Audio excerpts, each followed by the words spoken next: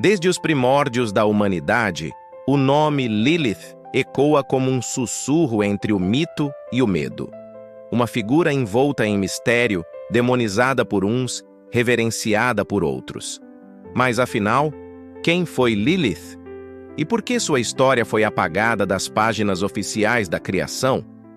Para entender sua origem, precisamos voltar milhares de anos, muito antes da tradição judaico-cristã. Nas antigas civilizações da Mesopotâmia, textos sumérios já falavam de uma entidade feminina chamada Lilitu, um espírito noturno associado aos ventos e à sensualidade. Ela era retratada como uma mulher alada, de cabelos longos e olhar intenso, que vagava pela noite. Não era ainda o demônio das lendas posteriores, mas sim uma figura ambígua, parte divina, parte selvagem. Com o passar dos séculos, o nome Lilith começou a aparecer em textos acadios e babilônicos. Nessas culturas, ela foi associada a espíritos femininos que traziam doenças, perturbações e até a morte de crianças. Mas havia algo mais profundo.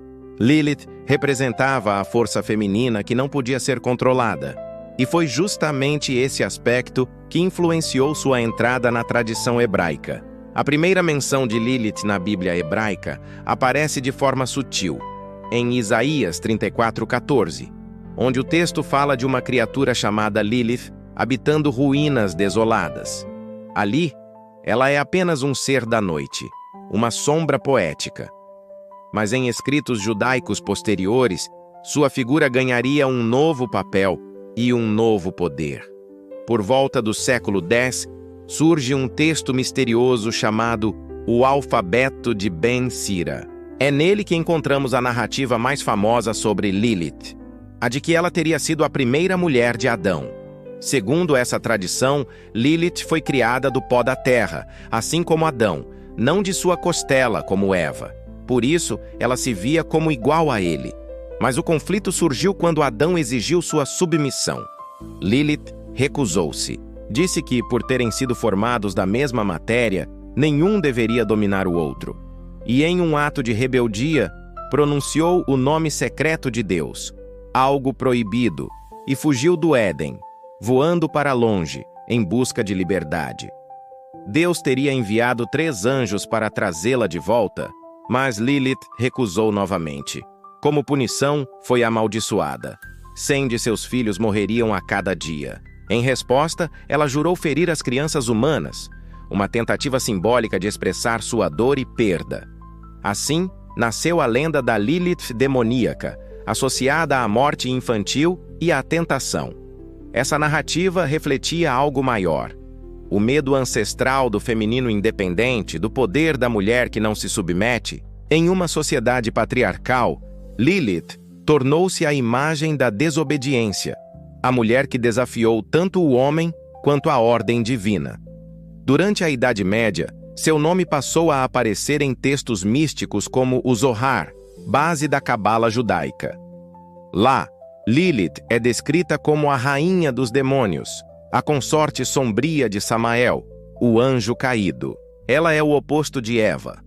Onde Eva representa a obediência e a fertilidade, Lilith simboliza a paixão e o caos. Era o lado noturno da criação, o reflexo do desejo reprimido e da liberdade proibida. Mas com o passar dos séculos, sua imagem começou a mudar. A partir do Renascimento, e mais tarde, no século XIX, Lilith começou a ser reinterpretada. Poetas, pintores e filósofos redescobriram nela um símbolo de resistência e autonomia.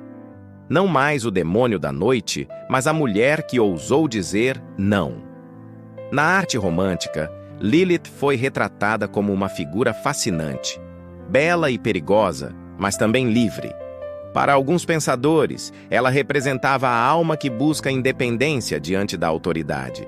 E no século XX, com o surgimento dos movimentos feministas, Lilith renasceu como ícone da emancipação feminina. Revistas, grupos de estudos e organizações adotaram seu nome para representar a força da mulher que se recusa a ser silenciada. Hoje, o mito de Lilith é estudado sob diferentes olhares: religioso, psicológico e simbólico. Para a tradição espiritual, ela continua sendo um aviso, o poder da desobediência diante da ordem divina. Para a psicologia junguiana, Lilith representa o arquétipo da mulher selvagem, a energia reprimida que habita o inconsciente coletivo. E para a filosofia moderna, ela é a expressão da liberdade interior, da recusa em aceitar papéis impostos. Mas talvez o mais intrigante em Lilith seja o contraste que ela carrega.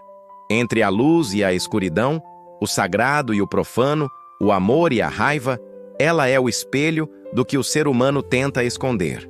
Lilith é o símbolo do preço da liberdade, a lembrança de que toda escolha tem um custo e que desafiar o poder pode significar viver nas sombras. No fim, Lilith não é apenas um mito sobre rebeldia feminina. É uma reflexão sobre o próprio equilíbrio entre submissão e autonomia, entre ordem e caos. A história de Lilith nos confronta com uma pergunta antiga e atual. É melhor viver sob controle e obediência ou voar sozinha em busca da liberdade, mesmo que isso custe a eternidade?